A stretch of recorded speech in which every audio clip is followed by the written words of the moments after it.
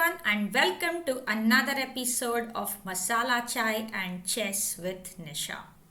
First of all, let me wish all of you a very happy Diwali.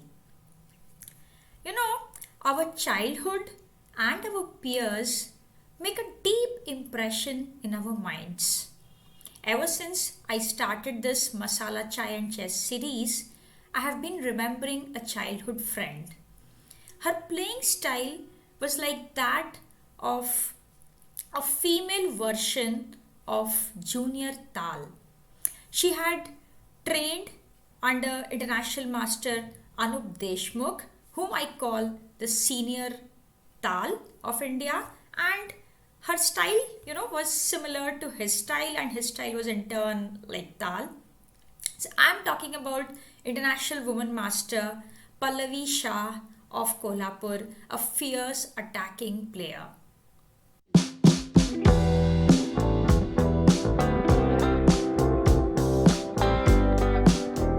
In fact, today's generation may not have heard about Pallavi as she retired from chess in the year 2002 and married and settled in the US. She is now Pallavi Shah Jivani.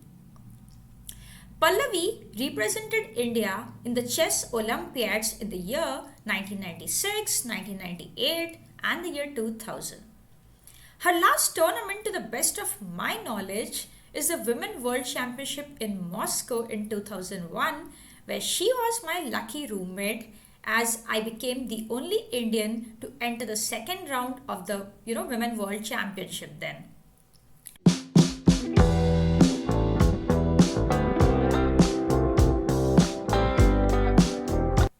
In my childhood days, I was considered to be a very strong player, but I had not won with Pallavi till I was 17 years old.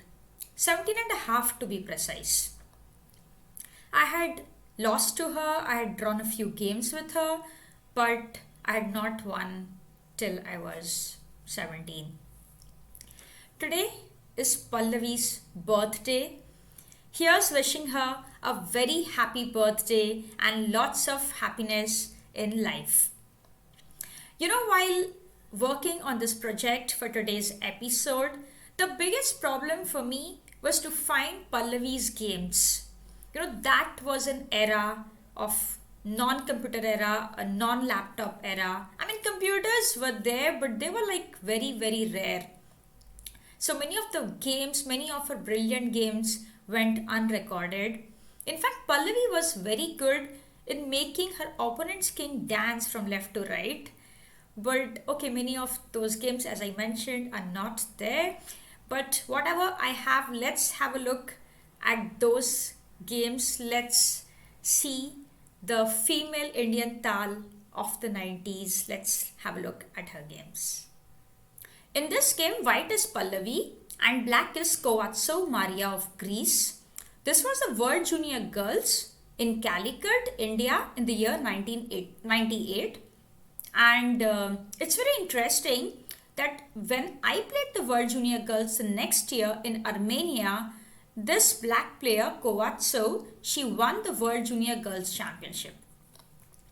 So the game started e4, c5, knight f3, e6, d4, c into d4, knight into d4, knight f6, knight c3, d6. We see the Sicilian Scheveningen on the board. Bishop e3, bishop e7, f4. Castles, queen f3, knight c6, long castles. And here Kovatsu went queen a5, probably a move like bishop d7 or queen c7 was possible. But anyways, the game went queen a5, knight b3 and now queen c7. Pallavi went g4. She normally likes to get positions with opposite side castling. a6, g5, knight d7, h4. And here black made a decisive error. She played g6 And we can learn something from this mistake of black. In opposite side castling position, it's very, very dangerous to create a weakness near our own king. Here g6 provokes white to play h5. So this move should be avoided. And number two, very important, is in case of opposite side castling, timing is very important. So we cannot afford to lose time in such, attack versus counter-attack positions. So instead of g6, black had to go b5 and start counter-attack on the other side of the board. Okay, let's see the game. Black played g6, white went h5. I got this. Now it's very tempting to play h5, open up on the king side fast. Rook e8, f5. E into f5 was played. And here Pallavi played a nice move. Not e into f5 but h into g6. She's opening up the king side immediately. Black played f into g6. Instead, we can see that if black goes at g6, there is queen h3 and there's a strong mate threat on h8. So, after h into g6, black played f into g6, bishop c4 check, black went king h8. This is my masala chai moment. How did white finish off the game? It's a short and sweet combination.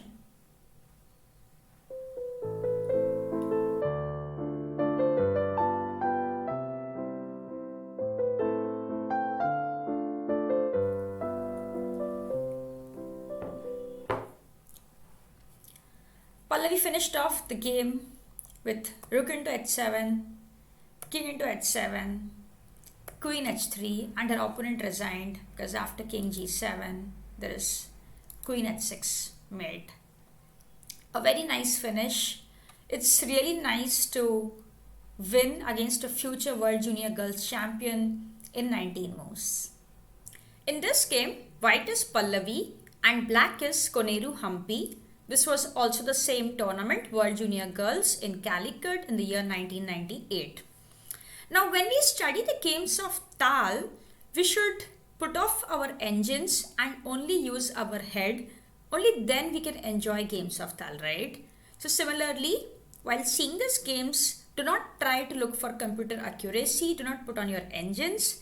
Just enjoy the spirit of this game. And very important is when this game was played, Pallavi was 2130 rated, Hampi was 2140 rated.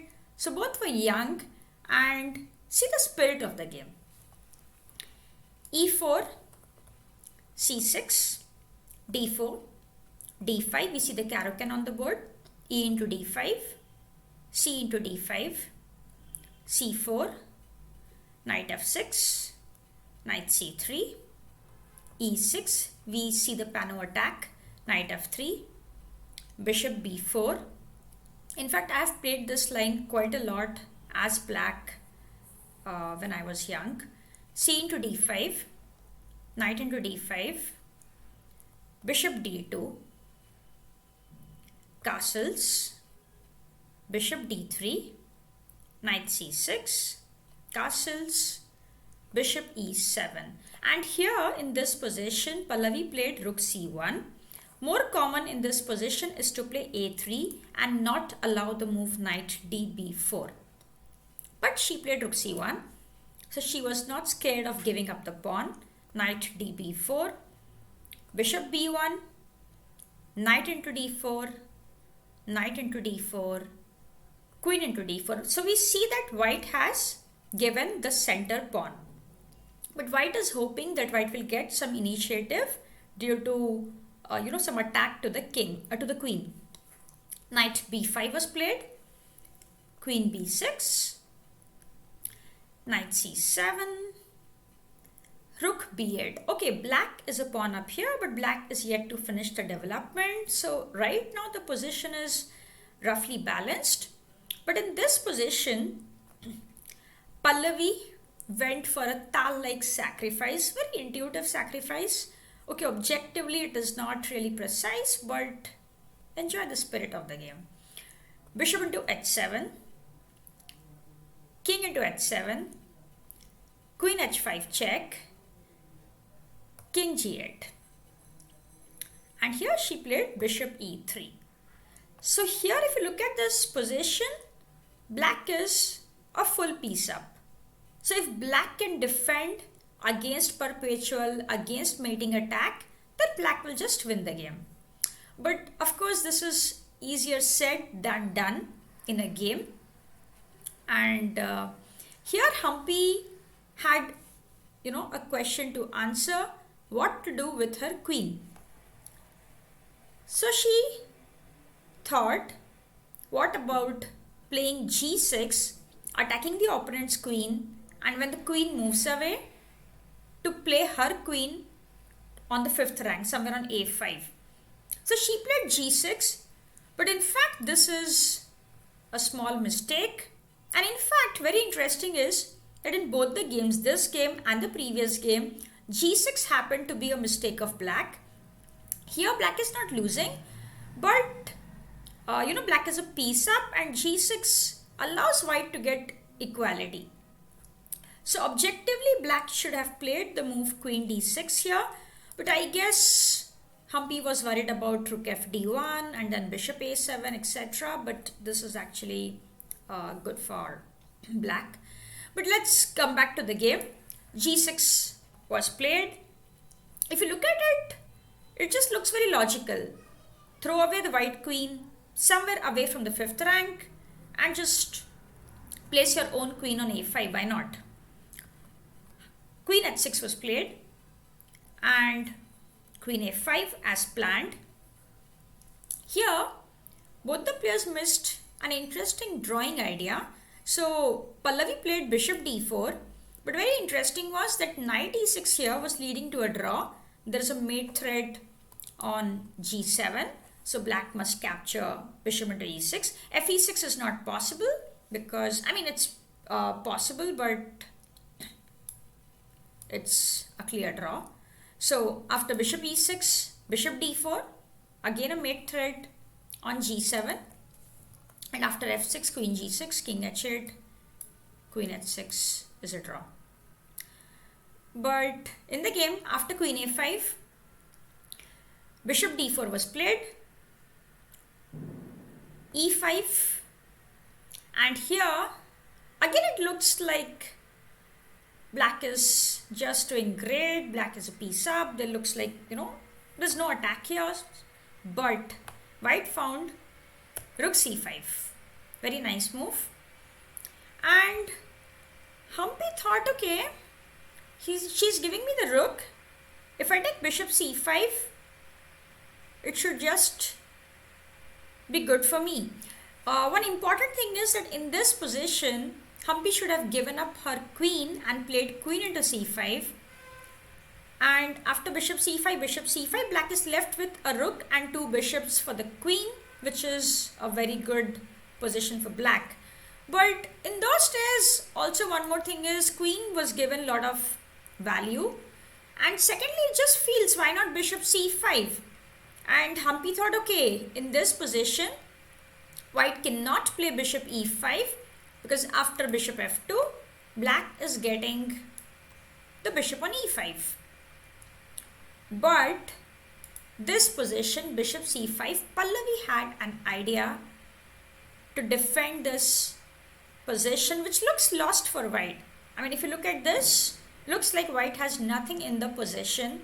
Looks like white is just losing. Can you find a way out for white in this difficult situation? A very good way to save the game. I'll have my masala chai.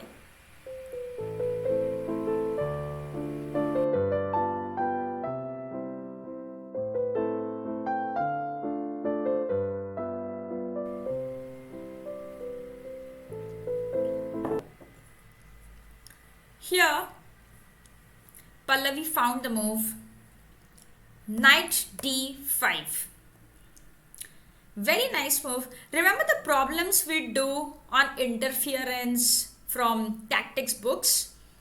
So the knight is forcing opponent's knight to come to d5, and that knight will be interfering with the bishop on e5. Let's have a look. So here, opponent took knight d5. Of course, in this position, white has serious threats. Knight f6 is a mate.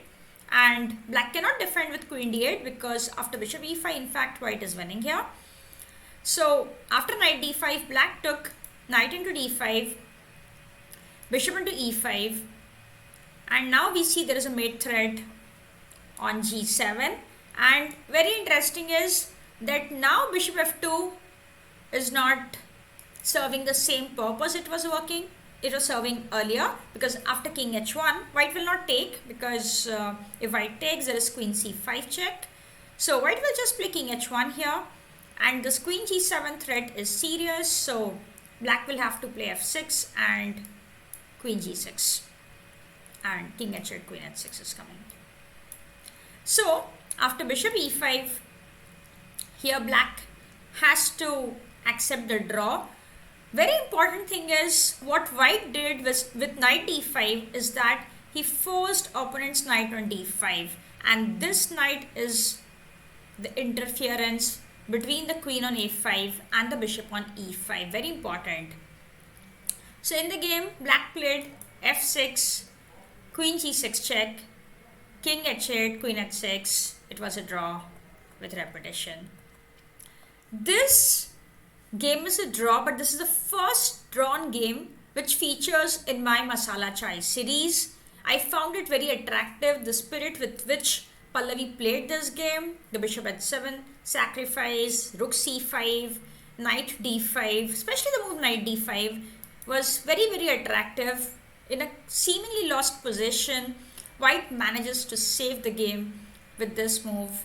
Very nice idea. Very good spirit, just in the spirit of Tal. I hope you all enjoyed the nice attacking games of Pallavi. Let's wish Pallavi a very happy birthday. Bye-bye. See you till next time.